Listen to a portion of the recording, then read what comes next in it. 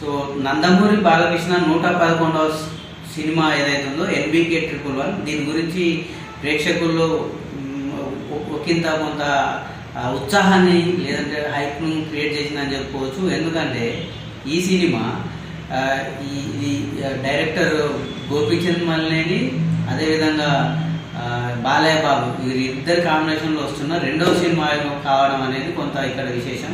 ఈ వీరిద్దరు కాంబినేషన్లో ఇదివరకు వీర శంకర్ రెడ్డి వీరసింహారెడ్డి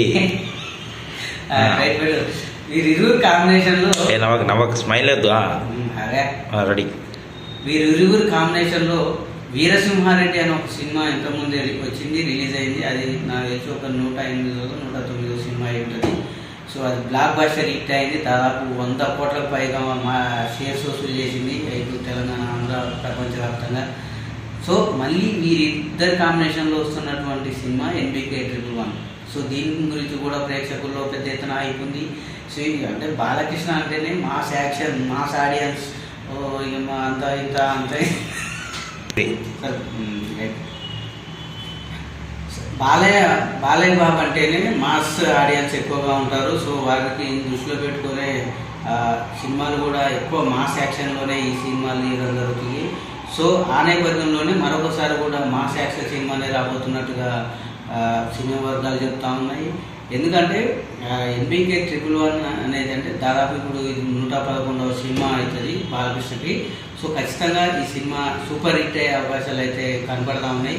సో ఇక్కడ ఇటీవల కాలంలోనే ఈ కాకినాడ కోర్ట్ సమీపంలో ఒక ఫైట్ సీన్ ఏదైతుందో ఫైట్ సీన్లో నటిస్తున్న సమయంలోనే బాలకృష్ణకు కొంత మోకాలు ఎడమకాలి మోకాలకు గాయమైంది. సో ప్రజెంట్ అయితే కొంతకాలం షూటింగ్ను నిలిపివేస్తున్నట్టు చిత్ర యూనిట్ అధికారికంగా ప్రకటించింది. అయితే అయినప్పటికీ కూడా ప్రేక్షకులు ఎటువంటి ఆందోళన చెందాల్సిన అవసరం లేదు. షెడ్యూల్ ప్రకారమే ఏదైతే సినిమా రిలీజ్ అవుతుందో అప్పట్లోగానే సో ఈ మొత్తం జరగాల్సిన షూటింగ్ అంతా కూడా జరుపుకున్న తర్వాత ఖచ్చితంగా ఇది షెడ్యూల్ ప్రకారమే నెక్స్ట్ ఇయర్ అంటే ఈ దసరాకు లేదా నెక్స్ట్ సంక్రాంతికి రిలీజ్ అయ్యే అవకాశాలు అయితే ఎక్కువ కనిపిస్తూ ఉన్నాయి.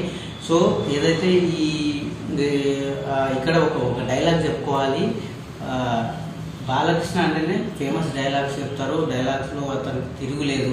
తెలుగు సినిమా ఇండస్ట్రీలో బాలకృష్ణ తర్వాతనే ఎవరైనా డైలాగ్ చెప్పాలంటే సో అలాంటిది అతను no vintage only new age అనే ఒక ఏదైతే ఈ డైలాగ్ ఉందో అది ఈ సినిమాకు హైలైట్ అని నిలుస్తుంది అన్నదే చిత్ర యూనిట్ చెప్తుంది. ప్రేక్షకుల్లో కూడా ఈ డైలాగ్ అనేది ఇప్పుడు ప్రజెంట్ చక్కర్లు కొడుతుంది.